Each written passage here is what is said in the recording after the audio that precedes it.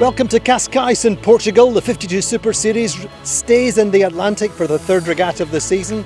Cascais has this reputation for big wins and big surf. Let's see if it delivers. The whole week looks great and I'm just trying to enjoy it. It's a good challenge because it's different than the other regattas this year. It's good, having fun. We're going to do our very best, but there's some very good teams here. Too tight. Cascais does not disappoint. Such a contrast to the light, flicky breezes of Andalusia. Preveza arrive in Cascais on the heels of a big win, while by contrast to circuit champions Quantum Racing come back to Cascais, where they won the world title last year after their worst finish for years. Cascais, with its pretty streets, bars and restaurants, beaches and lively buzz, is very popular with the sailors, and after a big day in the water, coming ashore the smiles are obvious. Platoon, who have already marked themselves out as contenders this season, are missing their talismanic Olympic champion, America's Cup winner Jordi Calafat.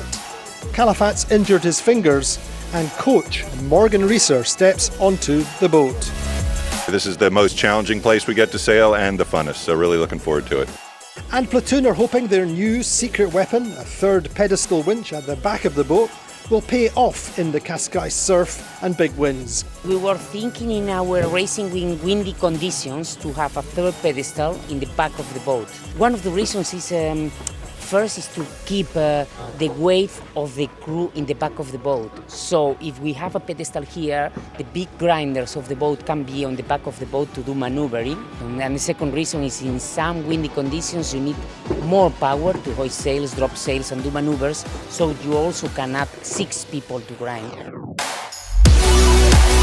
Day one and it's over 20 knots, just what was ordered by the fleet.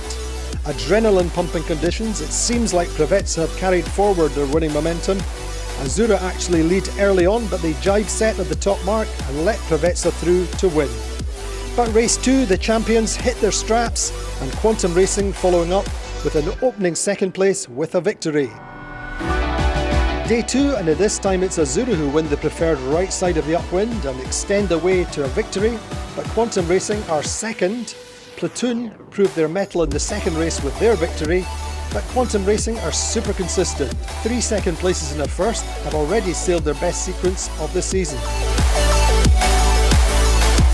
And on the third day, Quantum Racing extend the regatta lead. Halfway in the event, and the champions haven't finished the race below second place, but the day really did belong to Hasso Plattner. The uber-experienced German owner-driver missed out on his first win the previous day. One jibe from home, they dropped from first to fourth, but today they don't crack under pressure and deliver Hasso's first win on the circuit. Quantum Racing are well ahead on the overall standings though.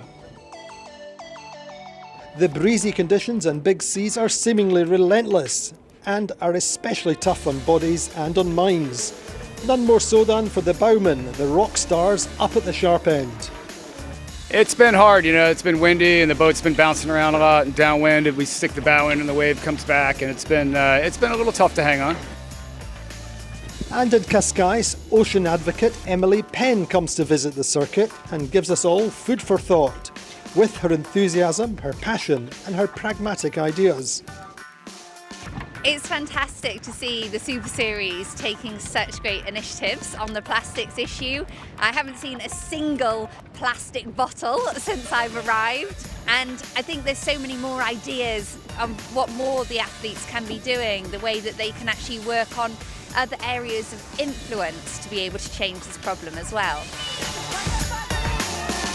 And it looks like business as usual on day 4, starting out in 30 knots as the fleet goes afloat, but there's a delay as the wind suddenly drops away. Only one race is sailed down on the inshore Easterly Arena. It's shifty, funky and a big contrast to the racing so far.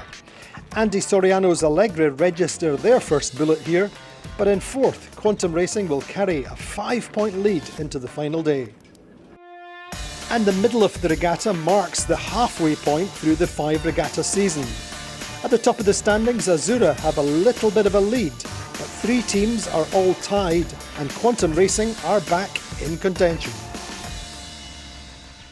Well, if the winds were a little bit lighter on the penultimate day, the Saturday showdown sees a full 25 to 30 knots of northwesterly, and Brunelsek win the penultimate race. Quantum Racing are third, Azura second, and that means Quantum Racing lead into the final race by 4 points.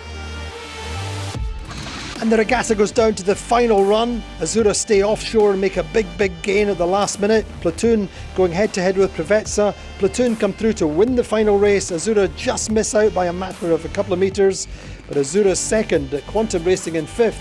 So Quantum Racing win their first regatta title of the season. Azura missing out once again by a single point. Tough conditions. I mean, it was windy at times today. I think we had some good 30-knot gusts and it was some unreal racing. Wow, this fleet's tight. The whole fleet sail these boats to an unbelievable level. We lost a few more points on Azura today, but overall we're pretty pleased. So small victory this week, but there's 2 more events with a big goal at the end of that. So the final standings, Quantum Racing win on 23 points, Azura just a single point behind on 24, and Platoon third on 35 points. A great week in Cascais, winds blowing every day, big surf, and a great win for Quantum Racing, their first of the season. Now we go to Puerto Portals, back to high summer and sea breezes. Join us there.